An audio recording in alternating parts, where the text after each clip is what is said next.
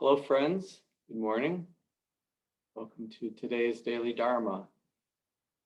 Today, we'll continue to explore practicing mindfulness in our daily life. In case you're just joining this week, I'll just go over some of the other ways we talked about, starting with a practice I call 10% slower, which means just basically remembering to not rush. Right? Just to, as we start to kind of topple forward a bit and just to settle back, and literally just 10% slower, which takes intention, right? And mindfulness to do it. And then closely related to that is the practice of remembering that you have a body. So whether it's associated with moving 10% slower or just remembering to feel your body and notice what your body's doing. Yeah, this is right from the Satipatthana Sutta, mindfulness of body section, and particularly the subsection mindfulness of changing postures. So, which means whenever our body's moving, to know how it's moving, and particularly what it feels like to move in that way. So that was the second one. And the third one was noticing that habitual way that you do things, anything, putting clothes on, just routines around your apartment, your house, or whatever, even like if you drive to work, how you drive to work, or, because mostly we do things in routine. And then just the mindfulness of changing it up. Oh, I'll put my clothes on this way instead of that way. Yeah, in this order instead of that order. So that's a fun way to practice mindfulness and cultivate it because it's habitual, it takes that intentionality and that remembering, sati, to remember to like, oh, right, put my pants on this way as opposed to that way. And then yesterday I talked about going outside intentionally, like intentionally to practice mindfulness, and basically mindfulness at the 4 sense doors that get most impacted when we're outside. So not so much the thinking or the tasting, but the seeing, the hearing, right? The touching and the smelling. And to go outside and, consciously notice the contact at those sense doors. So lovely way to practice mindfulness, and, very helpful to get outside and connect with the natural world. I spoke a little bit more about that, why that's important yesterday. I won't go into that again today. You can look at yesterday's post if you want to hear more about that. So today, really helpful way to practice mindfulness in daily life is to notice when you're suffering. Become aware, oh, right, I'm suffering right now.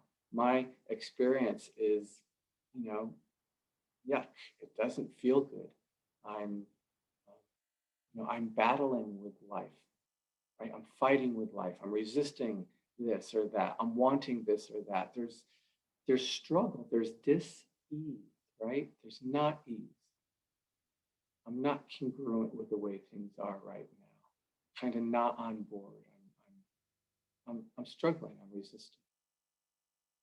And so to become aware of that, I think we kind of forget. It's like, we don't want to suffer, but which is, the end of the path, and we want to not suffer, but we're going to until we don't. And so those are really, on so many levels, important moments of mindfulness. The first, of course, which is if we're aware of it, then we have a chance to work with it and possibly let go of what the causes of the suffering are. Yeah, so you notice you're suffering, that familiar feeling, that the heart and mind feel contracted, maybe the body's contracted or tighter, we'll get our cues, right? And so, okay, right, so suffering is present. And then we can look and see what's the cause. And usually it's pretty clear, right? Again, we're going to be grasping after something, pushing something away, fighting with life in some way. I like this, I want more of it, I don't like that.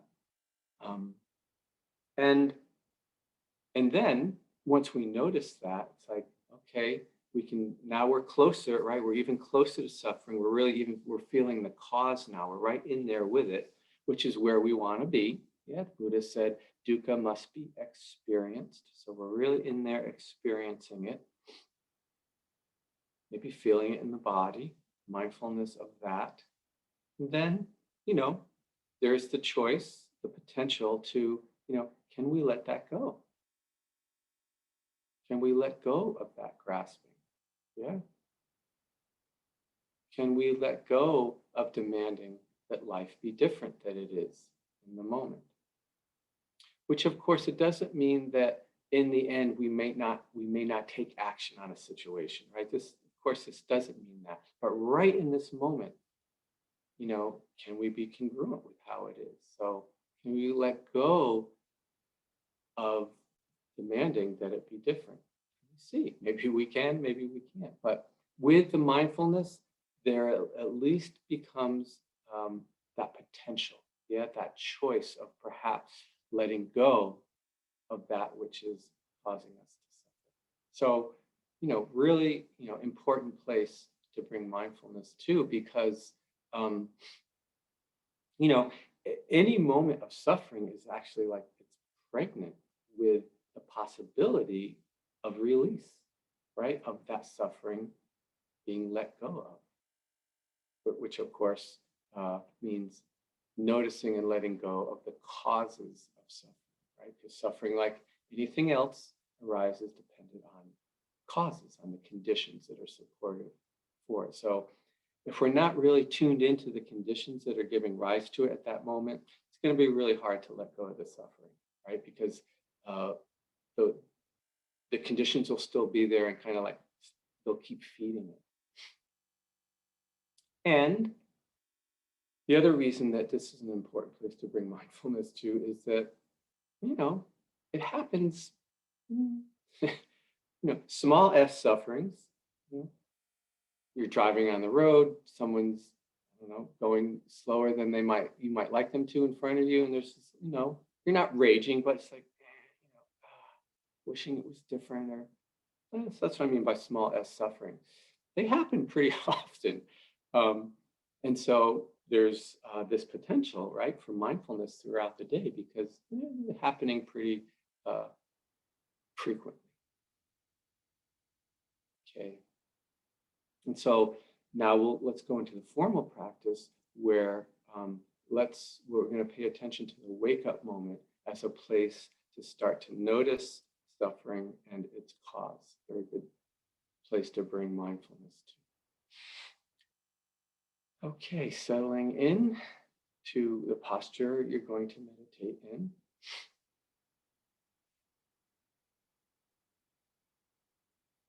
And cultivating body awareness, which is one of the daily life practices I talked about.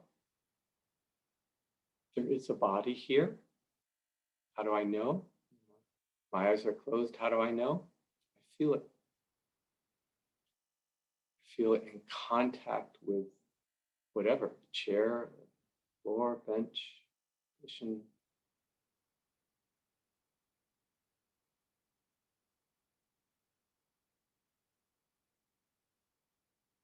And those sensations at those contact points can be directly, body in this posture right now in this moment feels like this. It's not an intellectual understanding of the body, it's a direct somatic impression.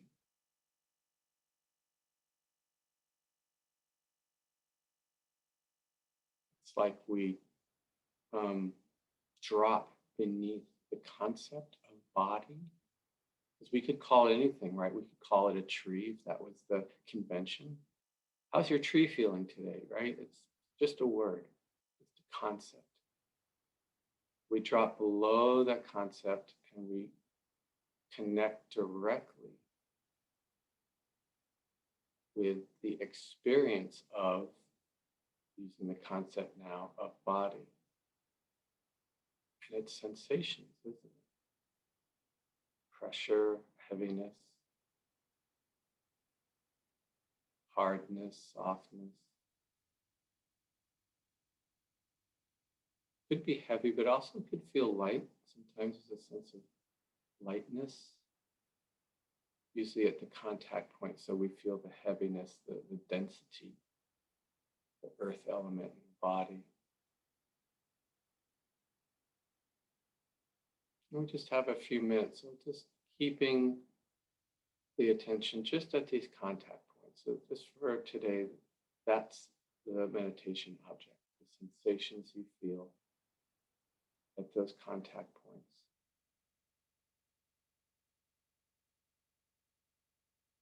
And softening and relaxing the body so that there's a fairly relaxed, calm baseline.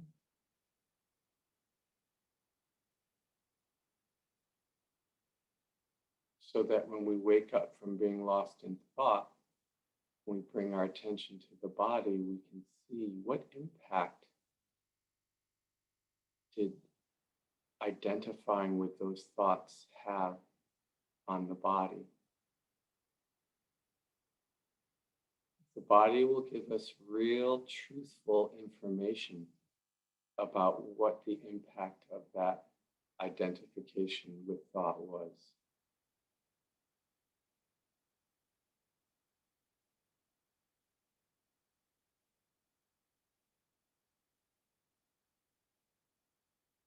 So if we have a baseline of a calm, relaxed body,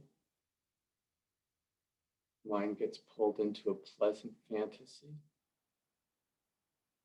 and we wake up from that daydream on, kind of cursory noticing. One might think, oh, there's no suffering there. That was pleasant. That was a fun little jaunt into the mind-made world. But if we turn our attention to the body, chances are we're going to probably feel some contraction. Because in that fantasy attached to those pleasant thoughts, right, wanting was happening, desire had arisen. And that desire is a contracted mind state. The body will respond accordingly. Look and see if that's true for you in your own experience.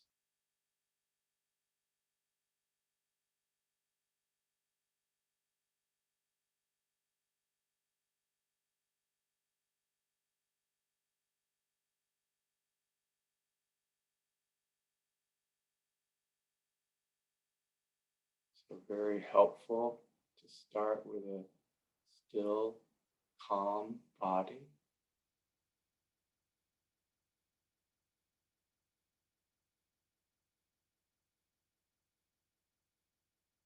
And then looking, paying attention, what, if any,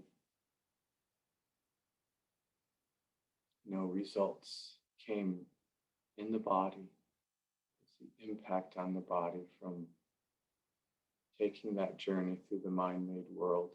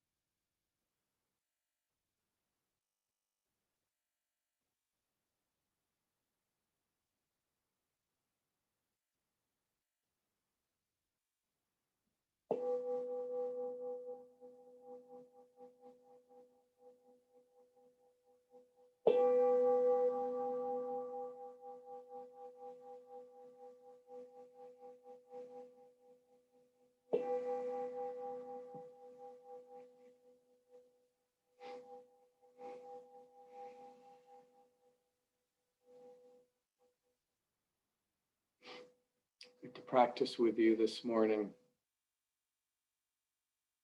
And so as you go about your day, forming this intention to wake up, be mindful to those moments when suffering is happening. And I didn't say this before, but it's worth mentioning, I think. In order for this to kind of, work, you have to suspend judgment, right? If we giving ourselves a hard time for the fact that, we're suffering, then it's going to be very hard to see what the cause of it is, because the judgment is going to be what's most kind of immediate. Yeah, and we're going to have to work with that and let go of that before we can get to noticing what the cause is. So just to mention that. Okay, yeah, and so much opportunity for letting go of suffering. So I wish you well with that. We'll end with that today. Next week, there'll be some other teachers coming and offering the daily Dharma as well as myself. And if you ever want to see who it's going to be on any given day, you can just go to our website and look and see the daily Dharma page. Okay, I wish you well. Till then, I can't even remember when it is next week, but I'll be there at some point. Have a good weekend. Bye-bye.